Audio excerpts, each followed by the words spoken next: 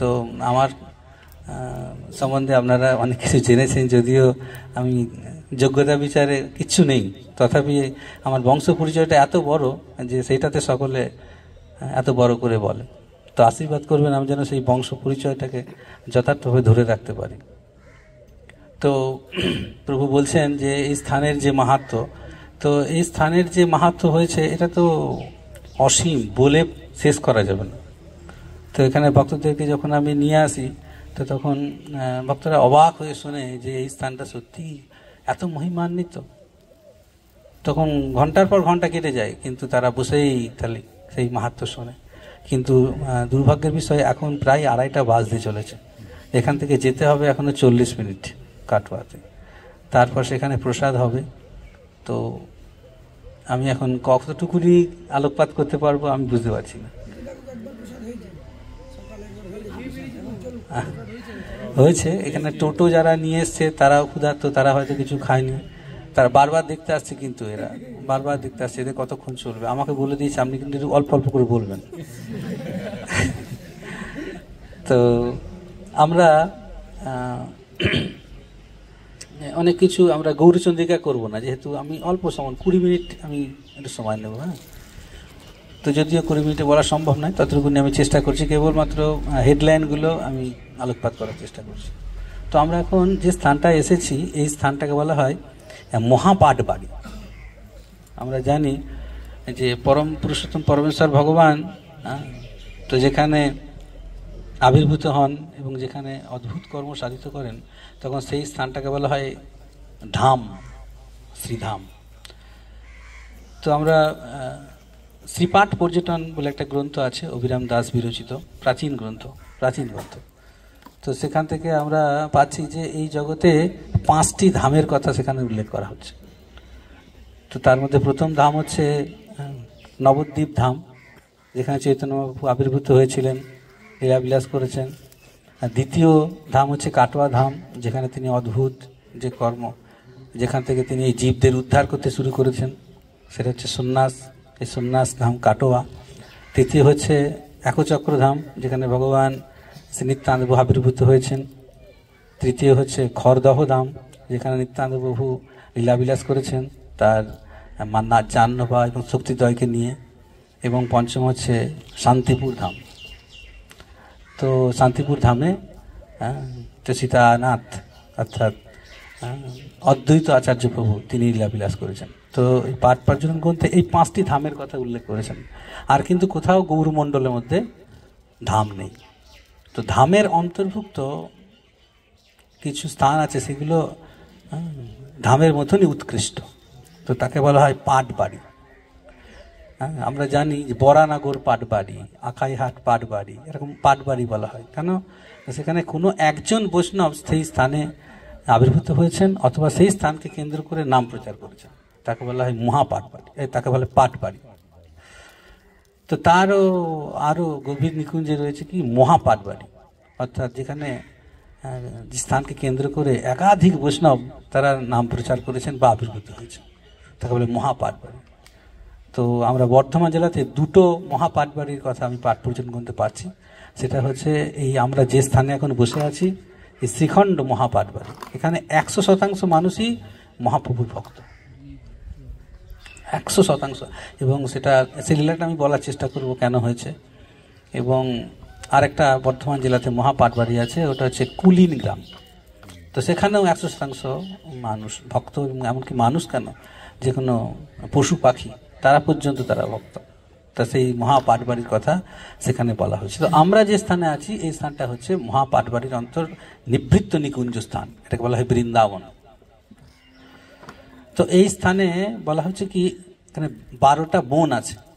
12টা বনের মধ্যে মাঝে যে বনটা, আমরা সেখানে অবস্থান করছি। তো এই বৃন্দাবন এর চারিদিকে এত ঘন জঙ্গল ছিল, আজ থেকে 25-30 বছর আগে দেখেছি, সূর্যের আলো পর্যন্ত এখানে প্রবেশ করতে পারত না। তো সেখানে কেবলমাত্র বট এবং বট গাছই ছিল।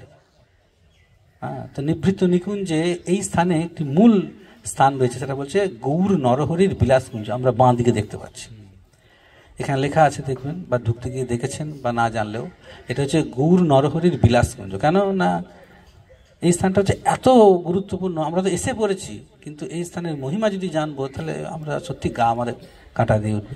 এই জায়গায় আমাদের পদার্পণ করবার কোন যোগ্যতাই নেই, কেন এখানে মহাপ্রভু রাধা ভাবে রয়েছেন, আর নরহরি সরকার ঠাকুর মধুমতি সখী ভাবে রয়েছেন।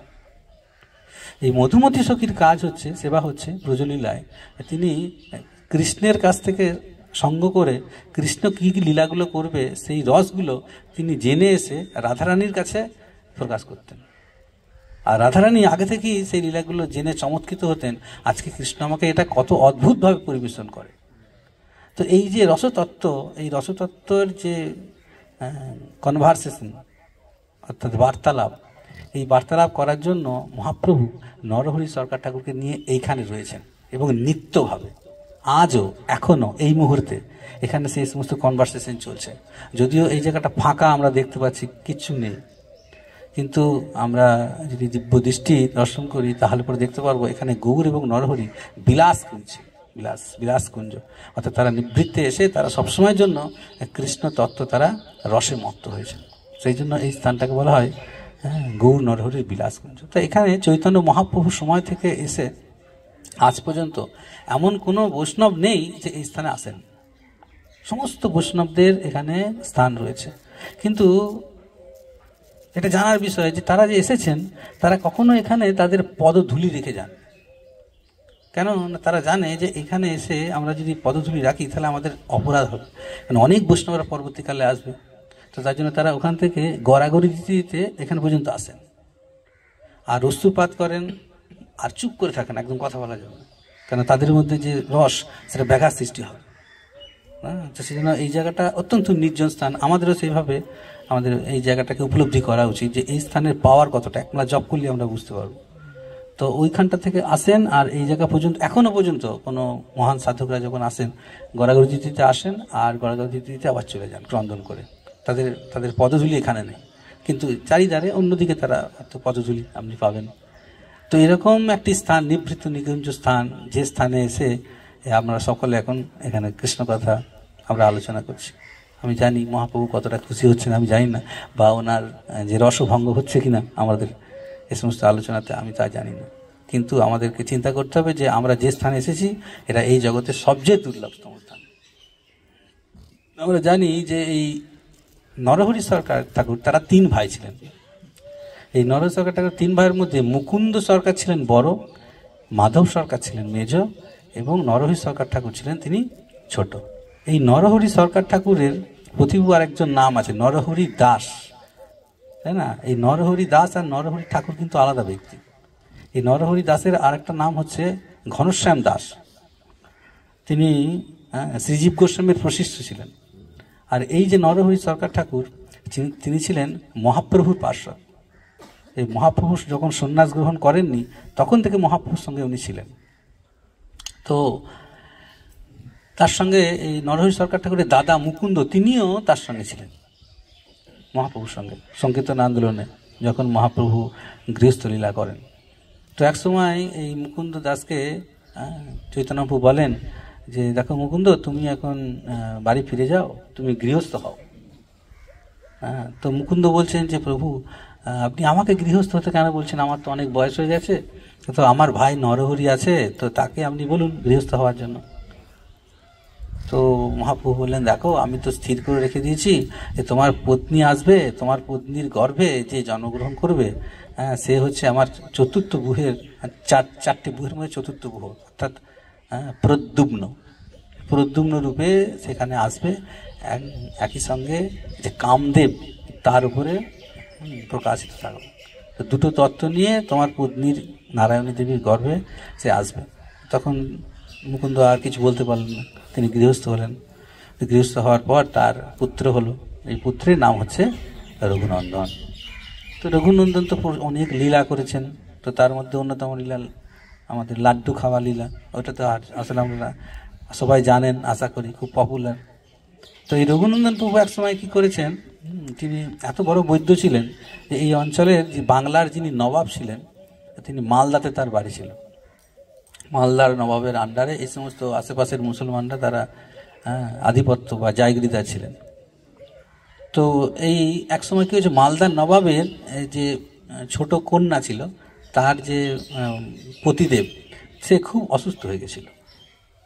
তো এত অসুস্থ হয়ে গেছে, সমস্ত মুমূর্ষ, আর বাঁচবে না, সমস্ত কবিরাজকে দেখানো হয়ে গেছে, কিন্তু কোনো বৈদ্য কবিরাজ তাকে সারাতে পারছে না। তো তিনি খবর পেলেন যে এখানে মুকুন্দ কবিরাজ বলে একজন আছেন, তো তিনি খুব বড় কবিরাজ, তিনি তাকে একবার দেখালে হয় আমার জামাতাকে অসুস্থতা মুক্ত করার জন্য। তো এইভাবে তখন যিনি একটা পত্র লিখলেন পত্রবাহককে দিয়ে, যে আমি এখানকার নবাব বলছি মালদা থেকে, তো তুমি আমার খবর পাওয়া মাত্রই আমার জামাতাকে তুমি সুস্থ করার জন্য তুমি এখনই এখানে চলে এসো। তো সেই বার্তা পাওয়ার পর মুকুন্দ সরকার উল্টো একটা চিঠি লিখলেন, যার সুস্থ হবার ইচ্ছা আছে তাকে এখানে আসতে হবে,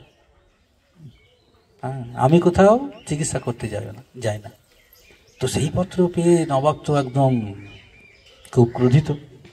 তো যখন ক্রোধিত হয়ে গেছেন, সমস্ত প্রচুর লোকজনদের নিয়ে একদম তিনি এখানে চলে এসছেন, খড়গহস্তে তাকে মুন্ডপাত কথা করা হবে। এই যখন এখানে এসছেন, তখন তার রূপ দেখে অত্যন্ত বিমোহিত হয়ে গেছেন। আর সে বলছেন, তুমি এরকম করে কেন, তোমাকে আমার হত্যা করতে ইচ্ছা করছে না, তুমি কেন এরকম করে আমাকে উল্টে পত্র দিলে, আমাকে আসতে হলো? বলছে, দেখুন আপনার জামাতাকে যদি সুস্থ করতে হয়, তাহলে ওই যে মালদা, ওইখান থেকে পা ধরে টেনে হিঁচড়ে টানতে টানতে এখানে নিয়ে আসতে হবে, তাহলে আপনার জামাই সুস্থ হয়ে যাবে। আরও রেগে গেছে পুরো, কি আপনি মারার ব্যবস্থা করছেন নাকি? এরকম করে একটা অসুস্থ রোগী, সে আর হয়তো 2 দিন 3 দিন বাঁচবে, আর তাকে এই অবস্থায় টানতে টানতে। বলছে, আমি আর কিছু বলতে পারবো না, যদি আপনার জামাতাকে বাঁচাতে হয় তাহলে ওইভাবে আপনাকে আনতে হবে। তো তখন নবাব কী করলেন, তার মতি পরিবর্তন হলো, তিনি গেলেন জামাতাকে, তার কন্যাকে গিয়ে বললেন, জামাতাকে তখন টানতে টানতে ওইখান থেকে টানতে টানতে এই যে আমরা যেখানে বসে আছি ওখানে, তো ওইখানে নিয়ে এসে টানতে টানতে নিয়ে আসা হয়েছে। আর জামাতাকে যতক্ষণ শিখণ্ডের মাটিতে যেই উনি এসেছেন, আর তার শরীরে তখন প্রাণ স্পন্দিত হয়ে গেছে, অত্যন্ত তার শরীর উজ্জ্বল হয়ে গেছে, শরীর সুস্বাস্থ্য হয়ে গেছে, তার দীপ্ত অক্ষিগোলক হয়ে গেছে। তো এইটা দেখে সবাই তখন বলছে, আরে কী ব্যাপার, এখন ট্রিটমেন্টই শুরু হলো না, আর এখানে ঢোকা মাত্রই এরকম অবস্থা হয়ে গেল। আর এখানে নিয়ে এসে তখন তাকে কানের মধ্যে হরিনাম দিলেন, আর হরিনাম দেওয়ার সঙ্গে সঙ্গে সে উঠে লাফিয়ে তখন মুকুন্দ সরকারের সঙ্গে তিনি প্রেম নৃত্য আরম্ভ করলেন। আর সেই দেখে কাজী টাজি দেখে সবাই খুব সন্তুষ্ট হয়ে গেলেন।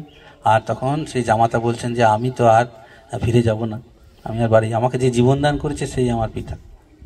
তো এইভাবে সেই জামাতাকে সঙ্গে করে নিয়ে তিনি সমস্ত মুসলিম রাজ্যেও তিনি গিয়ে তিনি নাম প্রচার করতে থাকলেন। তো এই হচ্ছে সেই স্থান যেখানে সেই মুকুন্দ সরকার এই লীলা করেছিলেন। তো এই স্থানে আরেকটি যে বিশাল অদ্ভুত একটি কাহিনী, যে গাছের নিচে আমরা বসে আছি, এটাকে বলা হয় একটা বট গাছ না, এই বট গাছটাকে বলে সিদ্ধ বট। অনেক বট ছিল, কিন্তু সব বট গাছগুলো কেটে দেওয়া হয়েছে, কিন্তু এই বটটাকে কেটে দেওয়া হবে না, কোনোদিনই কেটে দেওয়া হবে। কেন? এই বট গাছটাকে বলে সিদ্ধ বট, যে গাছের নিচে আমরা আছি। তো সিদ্ধ বট কেন হয়েছে? এখানে গৌর গুণার্ণব ঠাকুর বলে একজন বৈষ্ণব ছিলেন, যিনি ছিলেন রঘুনন্দন ঠাকুরের উত্তরসূরি। তো তিনি এখানে ভজন করতেন, তার শতাধিক বৎসর তিনি ভজন সাধন করেছেন, কিন্তু তথাপি তিনি মহাপ্রভুকে দেখতে পাচ্ছেন না। আর এখানে মহাপ্রভুকে গৌর বলে সম্বোধন করা হয়, গোরা। তো গোরাকে তিনি দেখতে পাচ্ছেন না। তো এখন তিনি মনে ভাবছেন, আমি এতদিন সাধন ভজন করলাম, আমি গোস্বামী বংশে জন্মগ্রহণ করলাম, অর্থাৎ মহাপ্রভুকে আমি কোনোদিন তো দর্শন পেলাম না, আমার জীবনটা ধিক্কার, আমি এই জীবন রাখবই না, আমি মহাপ্রভুকে যতদিন না আমি দর্শন করতে পারবো ততদিন পর্যন্ত আমি এই জীবন এখানেই শেষ করে দেব। তো তিনি নাওয়া খাওয়া বন্ধ করে দিয়েছেন, এই গাছের নিচে তিনি বসে আছেন।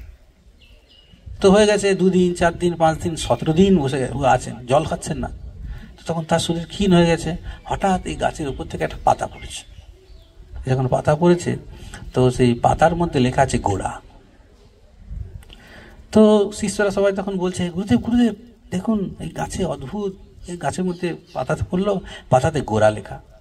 বলছে, না না, তোমরা আমাকে আমার সুস্থতার জন্য, আমার ব্রত ভঙ্গের জন্য তোমরা এই সমস্ত করার চেষ্টা করছো, এটা হতে পারে নাকি, কি করে হবে?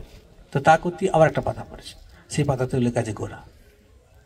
তো এইভাবে তিনি এরকম পটাপট পটাপট যখন পাতা পড়তে লেগেছে, সব পাতাগুলোতে কারণ গোরা লেখা আছে, তিনি তখন এখান থেকে যে এগুলো আছে ঝুড়িগুলো আছে, ঝুড়িগুলো নড়াচ্ছেন, বৃদ্ধ বয়স 100 বছর, তখন সব পাতাগুলো জোরে পড়ছে গোরা। ওই বয়সে তিনি গাছের উপর উঠে পড়েছেন, উঠে দেখছেন সমস্ত কাণ্ড লতা পাতা সমস্ত জায়গায় তখন গোরা গোরা গোরা গোরা গোরা গোরা গোরা গোরা লেখা আছে। তো তখন কিছুক্ষণ পর তিনি ক্রন্দন করতেই তখন সে আকাশবাণী হচ্ছে যে তুমি তো আমাকে নামরূপে ভজনা করেছ, তুমি তো আমাকে দর্শন করার জন্য ভজনা করনি, কিন্তু নামরূপে, আমি নামরূপে কৃষ্ণ অবতার এটা প্রমাণ করার জন্য আমি তোমাকে নামরূপে এখানে দর্শন দিলাম। তো সেই যে লীলা, এই লীলা এখানে এই গাছের ওঠে হয়েছিল। তো অনেক ভক্তরা এই গাছের পাতা সঙ্গে করে নিয়ে যায়, তাদের সিংহাসনে রাখে, পূজা অর্চনা করে, মনস্কামনা পূর্ণ করে, এরকম বলা হয়। তো এইভাবে দেখা যাচ্ছে এই স্থান অত্যন্ত পবিত্র। আরেকটা লীলা বলবো, আর ওই লীলাগুলো কিন্তু বলতে গেলে অনেক সময় লাগবে। ওই নরহরি সরকার ঠাকুরের বাড়ির লীলা, গোরা গোরা লেখা আছে। গোরা এখানে আপনি গোরা গোরা নাম যদি 108 বার জপ করেন, আপনার একটা অনুভূতি হবে। এই স্থানের খুব পজিটিভ পাওয়ার আছে, পজিটিভ এনার্জি আপনি পাবেন। আপনি কিচ্ছু না, কারোর সঙ্গে কথা না বলে খালি চুপ করে একটু বসে থাকুন, দেখুন আপনি চোখ বুঝে আপনি বুঝতে পারবেন যে এই জায়গার পাওয়ার কতটা আছে। সাধারণ অন্য কোনো জায়গার মতো এই জায়গা না, এটা পিকনিক করার জায়গা না, হাসি ঠাট্টা হই হুল্লোড় করার একদম জায়গা না। এটা এই সমস্ত করলে আমাদের ভক্তিময় যা উঠেছি একদম ফল ডাউন হয়ে যাব। এই সমস্ত এখানে করার সব জায়গা না। তো এই গাছের পাশে, বট গাছের নিচে একটি স্মৃতিসৌধ আছে। তো ওটা বলা হচ্ছে আমাদের লোচন দাস ঠাকুর এখানে কী করেছিলেন, চৈতন্য মঙ্গল রচনা করেছিলেন। আমরা জানি চৈতন্য মহাপ্রভুকে জানবার জন্য মূল 3টে গ্রন্থ আছে। চৈতন্য চরিতামৃত, যেটা কবিরাজ গোস্বামী বিরচিত, দ্বিতীয় হচ্ছে চৈতন্য ভাগবত, যেটা বৃন্দাবন দাস ঠাকুর বিরচিত, এবং এটা হচ্ছে চৈতন্য মঙ্গল, এটা হচ্ছে লোচন দাস ঠাকুর বিরচিত। তো এই লোচন দাস ঠাকুর তিনি খুব অল্প বয়সেই তিনি পিতৃমাতৃ হারা হয়ে তার দাদুর জমিদার ছিলেন পশুপতিনাথ, আর তার ঠাকুমার নাম ছিল সদানন্দী। তো তাদের খুব আদরের একমাত্র পুত্র ছিলেন। তো এবং সেই অল্প বয়সেই তার পিতামাতা যখন বিয়োগ হলো, দাদুর কাছে থাকতেন। দাদু ঠাকুমা এত ভালোবাসতেন, তাকে কোল থেকে পর্যন্ত নামাতেন না, একটাই ছেলে ছিল। কিন্তু দাদু ঠাকুমাও যখন অপরক লীলা করলেন, তখন তিনি তার দাদুর মাঝে মাঝে এখানে নিয়ে আসতেন নরহরি সরকার ঠাকুরের কাছে, এনেছেন। তো কি মনে হয়েছে, সকলেই চলে গেল আমার কাছ থেকে, মাত্র 17 বছর বয়স তখন এখানে এসছেন। এখানে এসে নরহরি সরকার ঠাকুরের কাছে দীক্ষা নিয়েছেন, এখানে থেকেছেন। অত্যন্ত চঞ্চল বালক। তো নরহরি সরকার ঠাকুর তার চিত্তকে পুরস্কৃত করার জন্য খালি গৌর কথা বলছেন, মহাপ্রভুর কথা বলছেন, কেবল গৌর কথা বলছেন। গৌর কথা বলার পর অনেক দিন হয়ে গেছে, তখন বলছেন যে তুমি এক কাজ করো, তুমি এখন গৌর কথা তুমি লেখো। তো তিনি তখন গৌর কথা লিখেছেন। এত বাবা মায়ের বা দাদু ঠাকুমার এত আদরের ছেলে, লেখাপড়া পর্যন্ত তারা শেখায় না। তো এত জমিদারি আছে, লেখাপড়া শিখে কী করবে? তো তখন সেই কী করেছে, গুরুদেব বলেছেন এখন মহাপ্রভুর কথা তুমি যা শুনেছো সেগুলো সব লেখো। তো উনি তো এখানে এসেছেন অত্যন্ত উৎসাহের সঙ্গে, যা গুরুদেব যা বলেছেন সেগুলো চিন্তা করছেন। আর একটা তুলট কাগজে, মানে একজনের পাতা আছে, তুলট কাগজের পাতাতে আর দোয়াতে করে তিনি আঁকা বাঁকা লিখছেন। কী যে লিখছেন এখন কেউ বুঝবে না সেটা। তো কিন্তু তিনি ভাবছেন আমি লিখছি পাতায় করে। আর এরকম যখন লিখছেন, তখন সব কিছু লেখা হয়ে গেছে। 10 মাসের মধ্যে চৈতন্য মঙ্গল শেষ করে ফেলেছেন। তো লিখেছেন আঁকা বাঁকা লিখছেন, কাকের ঠ্যাং বাকের ঠ্যাং কী লিখছে কিছু ঠিক নেই। তো সব লেখার পর নরহরি সরকার ঠাকুরকে দিয়েছেন, গুরুদেব আমার তো হয়ে গেছে, আমার মহাপ্রভুর কথা আমি যা বলেছেন সব লেখা হয়ে গেছে। ও তাই নাকি? ঠিক আছে, তাহলে তোমাকে দেখাতে হবে না, এটা প্রুফ সংশোধন করার জন্য নিমাই পণ্ডিতের কাছে যাও, নবদ্বীপে আছে। তখন বিষ্ণুপ্রিয়া দেবীর সঙ্গে তিনি অবস্থান করছেন। তো গুরুদেবের কথা শুনে নাচতে নাচতে বালক চলে গেছে পাণ্ডুরবিটাকে নিয়ে। তো নিয়ে গিয়ে তখন নিমাই পণ্ডিতকে খোঁজ করছেন। তখন নিমাই পণ্ডিত ঘরে নেই, টলে গেছেন তিনি পরাগ করাবার জন্য, টলে গেছেন। ঘরে আছেন বিষ্ণুপ্রিয়া দেবী। তো বিষ্ণুপ্রিয়া দেবী যখন জিজ্ঞাসা করছেন তুমি কে, বলছে আমি তো লোচন দাস, আমি আমার ঠাকুর নরহরির আমি হচ্ছি শিষ্য। তো তিনি আমাকে পাঠালেন নিমাই পণ্ডিতের কাছে, ওই আমি আমার নিমাই পণ্ডিতের সম্বন্ধে একটা লিখেছি। তো কেমন হয়েছে গুরুদেবকে বলতেই গুরুদেব বললেন তুমি নিমাই পণ্ডিতের কাছে যাও, সেটাকে প্রুফ সংশোধন করে নিয়ে এসো। তো সেই জন্য এসেছি। ও আচ্ছা আচ্ছা, ঠিক আছে, বসো বসো। ছোটো বালক তো, খুব ভালো লেগেছে বিষ্ণুদেবী। তখন তাকে একটু জল দিয়েছে, একটু নারকেল নাড়া দিয়েছে, খাচ্ছে বসে বসে। বিষ্ণুদেবের কী মনে হয়েছে, আচ্ছা দেখি তো ওইটুকু বালক এই আমার প্রভু নিয়ে কী লিখেছে দেখি তো, কী মনে হয়েছে। ওটাকে নিয়ে মাঝখান থেকে একটা পাতা খুলেছে, আর মাঝখান থেকে যেই পাতা খুলেছে আর খুলে দেখছে একটা নিভৃত লীলা সেখানে লেখা আছে। কী লেখা আছে, এই যখন তার মহাপ্রভু যখন বিয়ে হচ্ছিল, তো যখন বিয়ে হওয়ার সময় তো তার 7 ফেরি হয়, মাঝখানে দেখে 7 ফেরি হয়। আর যখন 7 ফেরি দেওয়া হচ্ছিল তখন মহাপ্রভুর ডান পায়ের মিডিল ফিঙ্গার ওটা ফেটে গেছিলো, কোথাও আঘাত লেগে, আর রক্তপাত হচ্ছিল। আর সেই রক্তপাতটা তখন এটা হচ্ছে অশনি সংকেত বা এটা খারাপ একটা বার্তা, সেটা ভেবে কাউকে না দেখিয়ে ওটা বিষ্ণুদেবীর সঙ্গে সঙ্গে একটা কাপড়ের আঁচল ছিঁড়ে নিয়ে ওই জায়গাটা পট্টি দিয়ে দিয়েছিলেন। আর সেটা কিন্তু কেউ আজ পর্যন্ত কেউই জানে না, সেটা কেউ জানে না। তো সেটা হয়ে গেছে, সব কিছু হয়েছে। তখন বিষ্ণুদেবী জানে না এটা আমাদের বিয়েটা অশনি সংকেত দিচ্ছে বা কিছু, সবাইকে লুকিয়ে এই সমস্ত কাণ্ড হয়েছে। তো ওই কাহিনীটা ওইখানটা লেখা আছে। তো বিষ্ণুদেবী অবাক হয়ে চিন্তা করছে, আরে এই যে লীলা, এটা তো এই জগতে কেউ জানে না, এগুলো আমাদের স্বামী স্ত্রীর ব্যাপার। তো এ নিশ্চয়ই আমার নিমাই পণ্ডিত ওকে এই সমস্ত আমাদের স্বামী স্ত্রীর লীলাগুলো বলেছে। আরে কীরকম বোকা মানুষ দেখো, এসব কেউ স্বামী স্ত্রী লীলা কেউ বলে, আর এ তো প্রকাশ করছে গোটা জগতের লোক। আর কত কী লেখা আছে তার ঠিক নেই, আর ওনার মাথা আর ঠিক নেই। আসুক আছে নিমাই পণ্ডিত, আমি আজকে দেখাচ্ছি নিমাই পণ্ডিত কী করেছে এই সমস্ত। তো এই চিন্তা করে তখন নিমাই পণ্ডিত এসছেন ঘরে। নিমাই পণ্ডিত, আপনি একে চেনেন এই বাচ্চাটাকে? বলছে, না তো প্রথম দেখছি এখন এই সমস্ত বলা হচ্ছে। তো এই একটা গ্রন্থ লিখেছে, আর সেই গ্রন্থ লিখেছে আমাদের সমস্ত নিভৃত কাহিনীগুলো গ্রন্থের মধ্যে লেখা আছে। ওনার শিষ্য, ওর শিষ্য আমাদের নরহরি সরকার ঠাকুরের শিষ্য, নরহরি সরকার ঠাকুর তোমার কাছে পাঠিয়ে দিয়েছে এখন প্রুফ সংশোধন করার জন্য। এখন বলো একে তুমি কবে এই সমস্ত বলেছো, কবে এর কাছে গেছিলে, কবে তুমি বলেছো? আরে ওসব ছাড়ো তো, আমি তো এখন অনেক ক্লান্ত, আমাকে একটু খেতে খেতে দাও, স্নান টান করবো।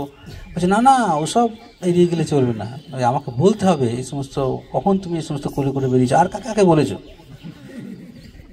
তো এই কথা বলতেই তখন যখন আর পারছে না মহাপ্রভু, তখন বাধ্য হয়ে বললে, দেখো ওর গুরুদেব তো নরহরি, তো জানে না, এই তো শিষ্যকে বলেছে, নির্দেশ দিয়েছে লেখার জন্য। নরহরি সরকার হয়তো জানেন না যে লেখাপড়া জানে না, তো এখন ও তো কী করবে, ও নরহরি সরকার ঠাকুরের কথা শুনে ও বসে বসে আগের ঠ্যাং বাগের ঠ্যাং লিখছে। আর আমি কি করব, ও যদি না লিখতে পারে তাহলে তো গুরুচরণে অপরাধ হবে, আর সে অপরাধ হলে ও তো নরকে পতিত হবে, গুরুর কথা রাখতে পারছে না। তো সেই জন্য ও গুরুর কথা রাখার জন্য এটা করতে পারলো, আর আমি ওর কলমের উপরে বসতে পারলাম না, তাই ওর কলমের উপরে আমি বসে গেলাম, আর আমার লীলাগুলো আমিও ওখানে লিখতে লাগলাম। তো এইভাবে আমরা জানতে পারছি যে এই যে নৃসিংহদাস ঠাকুর বিরচিত যে আমাদের চৈতন্য মঙ্গল গ্রন্থ, এটা বস্তুপক্ষে মহাপ্রভু কী করেছেন, তাকে এই জগতে প্রকাশ করার জন্য তার নামটাই আগে রেখে নৃসিংহদাস ঠাকুরকে অনেক করেছেন, মহিমান্বিত করেছেন।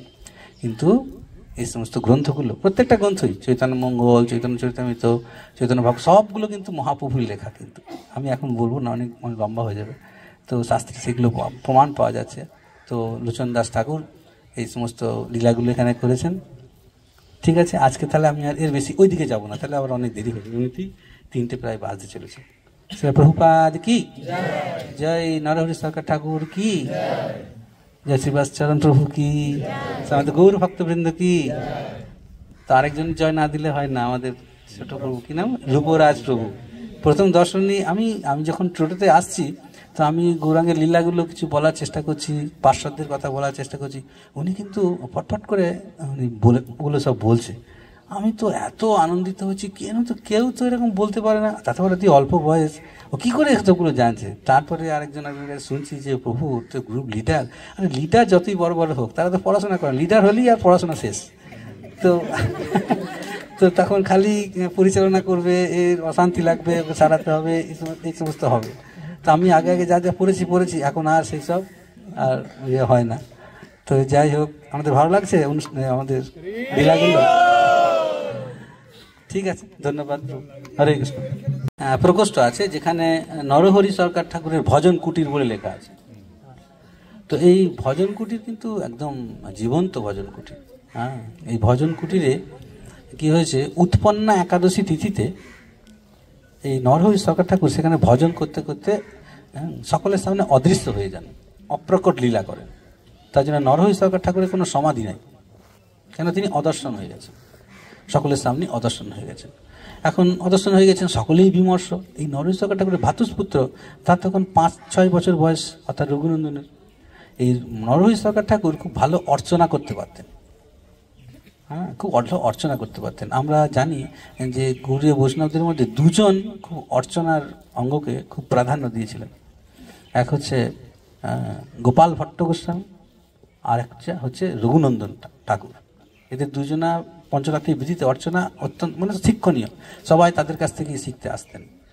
তো এই রঘুনন্দন ঠাকুর অল্প বয়স, তখন তার জ্যাঠামশাই কাকাকে বলছেন, কাকা তুমি কান্নাকাটি করছেন, তুমি আমাকে অর্চনা শেখাতে শেখাতে তুমি চলে গেলে, যেরকম বাচ্চারা আবদান করে, কেন তুমি চলে গেলে, কেন তুমি চলে গেলে, তো আমাকে বাকিটা তুমি না শিখিয়ে দিয়ে কোথায় তুমি চলে গেলে, তোমাকে আসতেই হবে। তো ক্রন্দন করছেন, দিনের পর দিন, মাসের পর মাস ক্রন্দন করছেন। ওটুকুনি বাচ্চা ছেলে, সবাই দেখছে কি ব্যাপার, রঘুনাথ কাঁদছে কেন রঘুনন্দন। তো আবার 1 বছর পর যখন সাম্বাৎসরিক হয়েছে, 1 বছর পর, তখন সে উৎপন্না একাদশীতে, হ্যাঁ, তখন দেখছেন যে নরহরি সরকার ঠাকুর সেই ভজন কুটিরে আবার আবির্ভূত হয়েছেন। 1 বছর পর সেই আবির্ভূত হয়েছেন, আর রঘুনন্দন গিয়ে তার কাছে গিয়ে তিনি অর্চনা শিখছেন।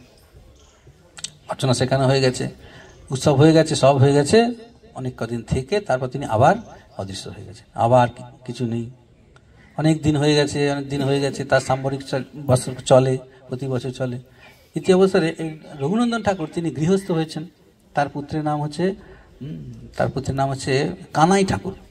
এই কানাই ঠাকুর তিনি একটা প্রজন্ম পর, অর্থাৎ আরও 20 বছর পর, তিনি তখন আবদার করছেন, তো হে দাদু নরহরি, তো তুমি আমার বাবাকে আমাকে অর্চনা শিখিয়েছ, আমার কত প্রিয় তুমি তার, আমি তোমাকে এত ভালোবাসি, তুমি আমাকে একটু দর্শন দেবে না, তুমি আমাকে অর্চনা শেখাও, আমাকে দর্শন দাও ঠাকুর।